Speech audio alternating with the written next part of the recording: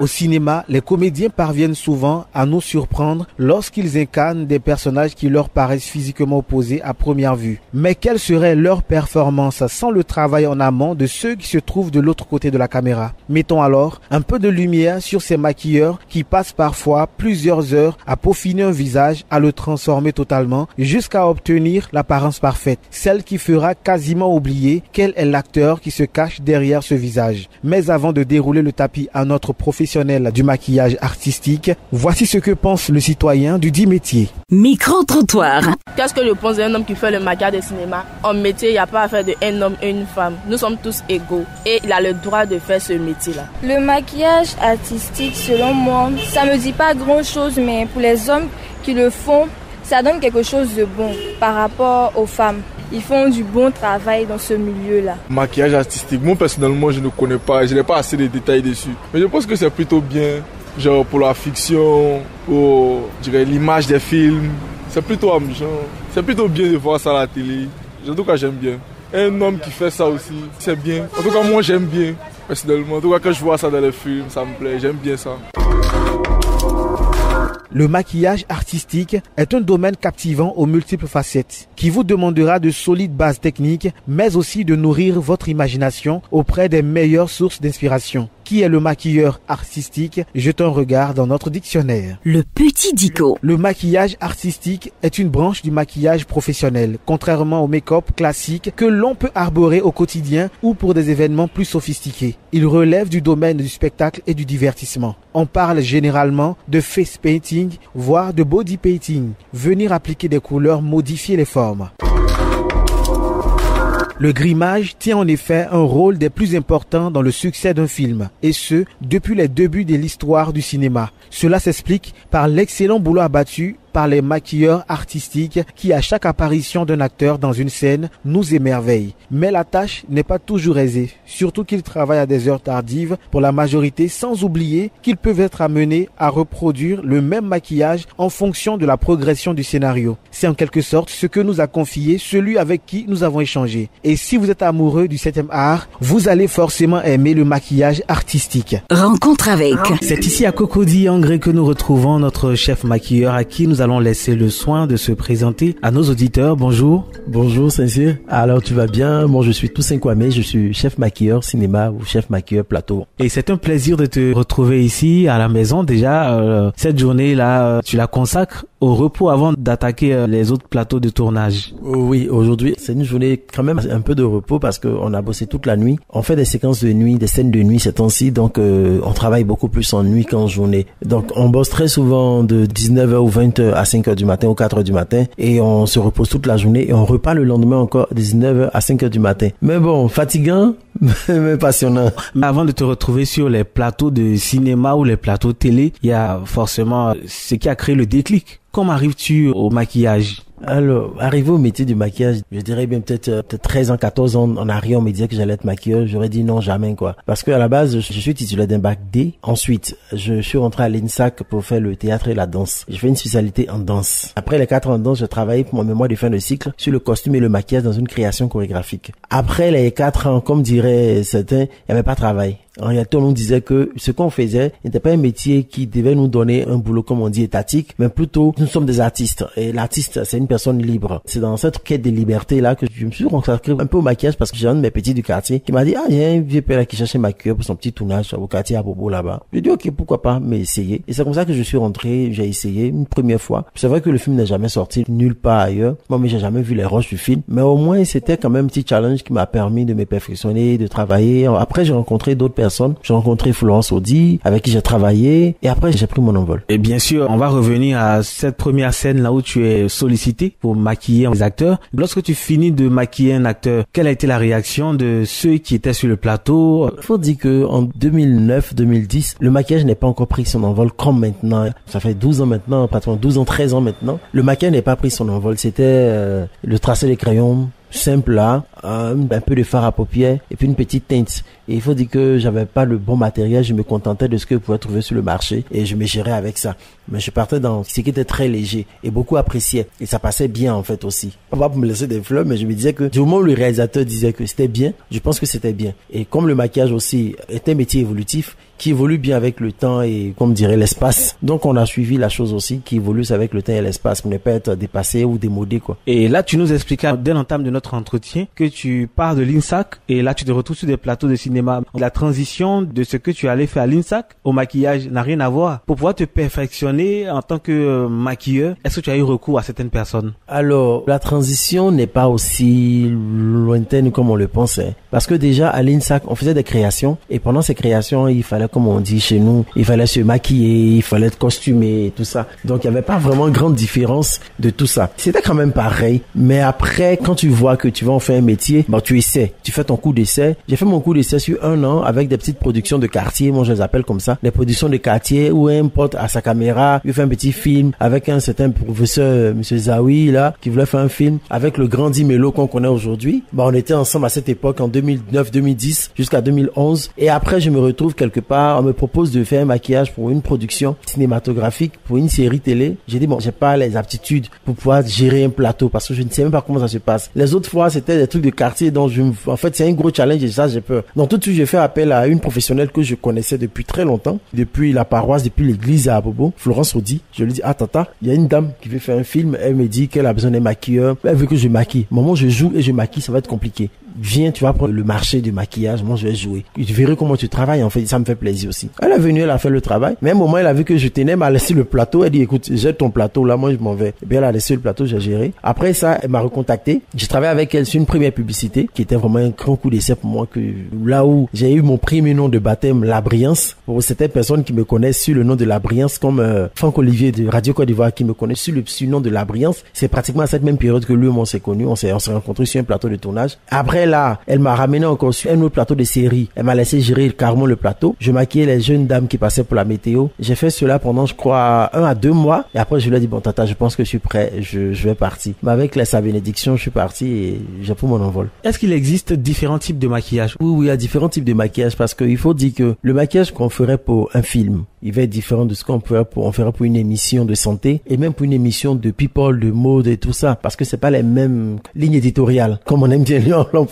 C'est en fonction de la ligne éditoriale qu'on fait le maquillage. Au cinéma, comme ça, on maquille en fonction du scénario qu'on a. Si le scénario te dit, bah, écoute, la dame là, c'est une dame d'une 50aine d'années qui travaille dans une usine. Je précise parce qu'on a ces détails qui nous permettent de situer le maquillage qu'on fait. Qui travaille dans une usine de poterie. Donc ça veut dire que son maquillage, elle pourra jamais se mettre un beau maquillage. Elle sera peut-être assez naturelle au niveau du visage, mais même encore dans l'exécution, avant qu'elle ne passe en action, on pourra lui mettre quelques taches de boue, comme si elle était en train de travailler. Et ça, c'est ça l'originalité du maquillage du cinéma. On ira encore dans un autre contexte d'une autre dame, de la même 50aine d'années, qui est chef d'entreprise d'une boîte de communication. Ben, déjà, quand on dit une boîte de communication, c'est l'apparence qui est super importante là-bas. Donc, c'est une dame qui va être toujours bien mise, avec un ton de rouge à lèvres très posé, un tracé de sourcils impeccable et un teint très frais. Donc, en fonction de ce qu'on a comme thème, on a le type de maquillage qui va avec au cinéma. Donc, il y a différents types de maquillage. Il y a beauté, il y a FX, il y a FX simple. FX simple, ce sont créer les fausses larmes, créer les zones de fatigue, créer les cernes, créer des petites blessures, des petits hématomes. Ça sont les FX simples. Maintenant, vraiment les VFX, là, il faut partir souvent dans les prises d'empreintes, des objets qui transpercent tout le corps, de grosses plaies, plein de VFX. Donc, il y a plusieurs types de maquillage, mais pas plusieurs types de façon très exagérée. En fait.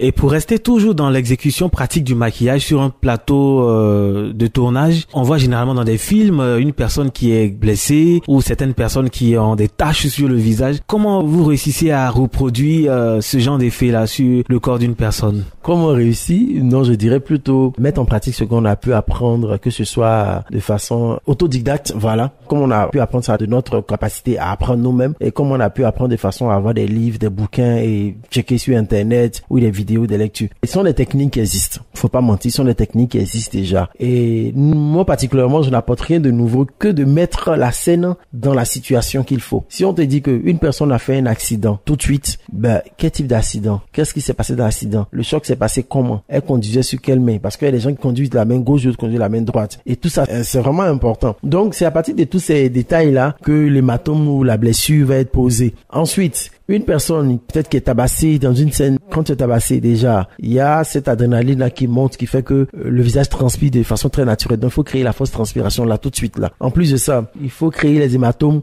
par endroits. Donc quand tu crées l'hématome sur le visage de la personne, il faut aussi rajouter soit des zones d'hématome aussi aux mains, aux coudes de cette personne qui frappe aussi, ou l'objet qu'on utilise pour frapper aussi. Donc c'est tous ces détails-là qu'il faut regarder. Et moi, sans mentir, je bouquine beaucoup. La preuve, tous mes livres sont là. Il y a plein de livres là que j'achète, que ce soit sur Internet. Je me balade souvent dans nos librairies à Abidjan ici pour voir s'il y a des livres qui sont là et quand c'est bon, j'achète. Ou quand j'ai quelqu'un qui va en France ou n'importe où, quand je vois un livre en ligne que je peux acheter, que je commande mon livre et puis on me ramène pour mes bouquins. Mais je pense qu'il est très important de bouquiner, même si on n'a pas la formation requise à Abidjan. Mais je dis que c'est très important de bouquiner. Et aussi, l'erreur que beaucoup font en tant que maquilleur FX ou VFX, c'est qu'ils exagèrent un peu trop dans le sang qui est mis en avant, en fait. Le corps humain a, je sais pas trop, je sais que c'est environ 4 ou 6 litres de sang dans le corps, pas beaucoup en tout cas. Donc souvent, quand on fait nos scènes et puis on verse le sang là, vraiment, faisons attention à ça, quoi, c'est important. Quels sont les équipements que tu utilises pour exécuter ton maquillage sur un plateau de tournage ou en télévision? Alors, déjà, je fais attention à la qualité du produit. C'est vraiment un premier réflexe qui est important, la qualité du produit. Est-ce que le produit est de qualité? Est-ce que ça ne crée pas de difficultés à la peau de l'acteur ou de l'actrice? Déjà, pour les maquillages basiques, comme le maquillage beauté, pour ça, j'ai pas vraiment très grand problème parce que j'ai fait l'effort de prendre vraiment tout ce qui est qualité pour ne pas avoir de surprise avec un comédien qui va revenir demain pour dire « Ah, j'ai eu 2 boutons ici, j'ai eu tel souci par là et tout ça. » Mais après tout ça, il y a aussi le VFX, le FX, ou plus particulièrement, tu as besoin de certains styles de produits. On en apprend en Afrique francophone. En Afrique anglophone, où ils sont vraiment quand même bien avancés en matière de produits cosmétiques et tout ça. Donc eux, ils n'ont pas vraiment cette difficulté. Moi, j'avais cette difficulté, donc j'ai fabriqué mon propre faux sang, je précise, avant d'avoir la chance d'avoir les produits qui viennent de la France. Et voilà, donc je me dis que c'est miser sur la qualité des produits pour avoir un résultat impeccable et puis sans stress. Et puis aussi, Internet nous montre comment fabriquer des produits bio. Je précise bio à la maison. Parce que tous les produits que je fabrique sont très comestibles parce que c'est rien qu'avec des aliments que je les fais. Il n'y a rien d'extraordinaire comme on pourrait le dire, mais c'est juste des techniques. C'est vraiment beaucoup plus de techniques. Combien de temps prend l'exécution de maquillage où les différents acteurs ont le même temps de maquillage? Les acteurs n'ont pas le même temps de maquillage. Comme je disais tantôt plus haut là, tout part en fonction du scénario et en fonction de ce que la scène demande. Donc c'est à partir de là qu'on peut dire ok, premier ou deuxième assistant vient te demander, écoute Toussaint, tu as combien de temps pour exécuter ce maquillage? Tu lui diras, donne-moi 20 minutes. Ou pour l'autre, ah, ça dure même pas, même 5 minutes, ça va. Donc, parce que tu sais quel type de maquillage tu fais. Donc, chaque comédien, chaque technique n'a pas le même type de maquillage, de durée de temps, en fait. D'abord de maquillage et de durée d'exécution. C'est pas les mêmes temps de durée d'exécution. Les temps diffèrent beaucoup. Faire une blessure d'impact de balle, ça diffère d'une blessure de lèvre fendue. Une lèvre fondue, ça va se faire plus rapide même que faire un trou d'impact de balle. Parce que c'est pas les mêmes techniques. Le Gruyère, le magazine qui met en lumière les petits métiers. Est-ce qu'il t'est arrivé une fois sur un plateau de tournage, lorsqu'on te donne le scénario, il est arrivé que ce soit difficile d'exécuter, que l'acteur était vraiment soit blessé ou dans une situation autre que celle dans laquelle il est? Difficile, pas vraiment. Pas vraiment parce qu'on a cette chance d'avoir le scénario longtemps avant. Et donc, en tant que bon technicien, tu fais ce qu'on appelle l'anticiper, donc tu anticipes. En fait, l'anticipation. Donc, ça permet d'anticiper sur tout ce que va faire comme effet ou tout ça. Donc, il n'y a pas vraiment de surprise au niveau de maquillage à faire, mais plutôt, avoir la meilleure technique pour aller plus vite. Parce que souvent, t'as même pas le temps, même le réal te dit, écoute, on fait vite, on a que 10 minutes. Allez, on se dépêche. Et là, tu es obligé d'accélérer. Et alors que si tu as eu le temps de lire ton scénario, même si t'as pas exercé ça à la maison et que tu as imaginé, tu as essayé de reproduire dans ta tête. Par exemple, je travaille beaucoup plus dans mon esprit d'abord avant de mettre en pratique. Il y a des techniques de maquillage que j'ai jamais essayé. Mais la fois que j'essaie, c'est sur un plateau et Dieu fait grâce, ça prend toujours. C'est quand même réaliste, tout ce qui est fait comme maquillage. Donc, pour ça, j'ai pas à m'en faire. Je veux dire que il y a pas de stress là-dessus, quoi.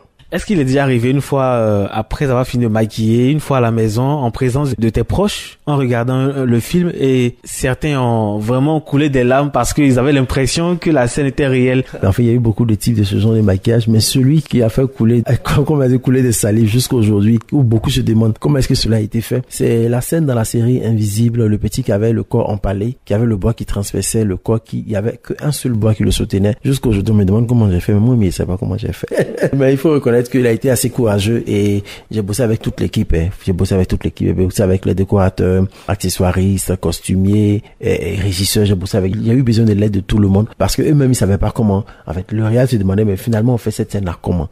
J'ai dit moi je vous fais une proposition et Dieu a fait grâce. Ça a donné l'effet qu'il fallait. Et puis, on a respecté les conditions, en fait, parce que la condition était que l'enfant pouvait rester sur le bois moins de 50 secondes. Toutes les scènes ont été filmées en moins de 50 secondes. Chaque 50 secondes, on le soulageait. Chaque 50 secondes, on le soulageait. Il n'a eu, Dieu merci, il n'a eu aucun problème. Et je pense qu'après, il y a eu ce que je fais souvent, qui est l'entretien psychologique. C'est d'entretenir ce comédien-là qui va subir ça. C'est-à-dire, par exemple, une scène où la jeune dame se fait violer, violenter, elle subit des agressions sexuelles et tout ça. Elle est battue et tout. Il faut préparer son esprit. Parce que c'est pas tout le monde. Tu sais pas ce que chaque personne vit au quotidien. Et si elle a déjà vécu ça en réalité, ça va être difficile pour elle d'accepter. Mais si elle a pas déjà vécu, ok, ça va passer. Mais si elle a déjà vécu, il faut entretenir sa psychologie et tu peux pas savoir si elle a vécu ou pas. Donc, en gros, on fait un entretien. Moi, je fais ce que j'appelle l'entretien psychologique. Je fais venir les comédiens, on discute, on papote, on échange. Je lui dis, on va faire telle scène aujourd'hui, hein. Quelles sont tes difficultés? Qu'est-ce que tu aimerais voir? Qu'est-ce que tu aimerais pas voir? Qu'est-ce que tu aimerais sentir? En fait, je prends, en fait, ces impressions, ces émotions avant même de me lancer pour dire, écoute, on fait ça. Je peux mettre en place toute création qui permet de mettre des personnes, de faire travailler des maquilleurs qui ont envie d'être dans mon écurie et qui bossent. Donc, beaucoup préfèrent avoir des maquilleurs qui viennent de ma structure parce qu'on se dit qu'avec moi, c'est beaucoup plus de rigueur, c'est beaucoup plus de concentration et moins de bavardage. Parce qu'on rencontre très souvent des maquilleurs ou maquilleurs sur des plateaux qui parlent en un point fini, qui mettent la bouche dans tout ce qui ne les regarde pas. Alors que, avec moi, on ne parle pas parce qu'il faut parler parce que c'est important. Et voilà. Si t'as rien à dire, c'est mieux de te tais. Et sur un plateau de tournage, est-ce que la collaboration est toujours facile avec les acteurs, le réalisateur, ainsi que tout le staff qui est coopté pour réaliser un film? Ils n'ont pas le choix, hein. Ils n'ont pas le choix de collaborer avec moi. Oh non, vous rigolez, il faut dire que, je me dis que c'est un travail que je fais. Et si c'est un travail que tu fais, comme on dit à compte que, retourne très vite chez toi. Mais si tu le fais avec amour et passion, pourquoi t'énerver sur le plateau?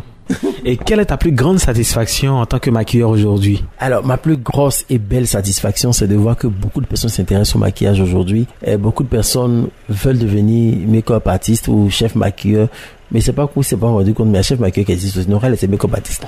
Donc, beaucoup de personnes embrassent maintenant ce métier ou veulent embrasser ce métier. Mais le seul truc que je veux leur dire à chaque fois, si t'aimes pas, ne fais pas. Ne fais pas parce que tu as vu ton ami faire, mais fais parce que tu penses que tu as ta place dans cet univers-là. Si tu sens pas l'univers, ne force pas en fait. Donc c'est ma plus grosse et belle satisfaction que de voir que l'équipe de maquilleurs s'agrandit. Toussaint Kwame, nous avons été très ravis d'échanger avec toi sur ton métier en tant que chef maquilleur. Eh bien, on a fait un tour d'horizon de tes réalités. Qu'est-ce que tu as envie de dire à ces jeunes qui nous écoutent, qui sont dans le domaine de l'art et qui peut-être sont en train de chercher encore leur voie? Qu'est-ce que tu peux dire aussi à l'ensemble de nos auditeurs pour les encourager au travail? Ce que je peux dire à mes jeunes frères et jeunes sœurs qui sont déjà sur ce chemin ou qui n'ont même pas encore pris ce chemin, qui envisagent de prendre ce chemin, c'est de s'animer de passion, de courage et d'humilité et de beaucoup travailler. Parce que sans ces éléments-là, tu peux pas être un bon maquilleur. Parce que le fait n'est pas de savoir seulement maquiller, mais c'est d'avoir du respect pour la cliente qui est devant ou le client qui est devant toi. Ok? Le fait n'est pas de savoir d'être humble, poli et d'avoir du bon matériel, mais c'est de savoir travailler. Donc, ça va faire des recherches, ça va parler à la clientèle. C'est vraiment très, très, très important. Beaucoup ne savent pas se comporter quand il faut devant une personne lambda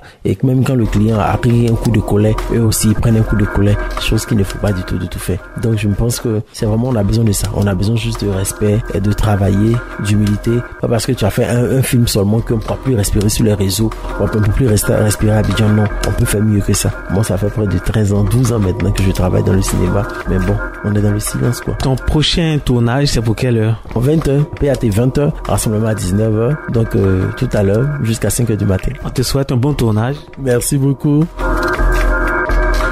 C'est ici que prend fin votre magazine Le Grouilleur. Il convient de retenir ici que si vous ressentez au plus profond de vous une passion, alors laissez exprimer votre potentiel, sait-on jamais, vous pouvez côtoyer les sommets de la gloire. Sur ce, je vous donne rendez-vous très bientôt sur Radio Côte d'Ivoire.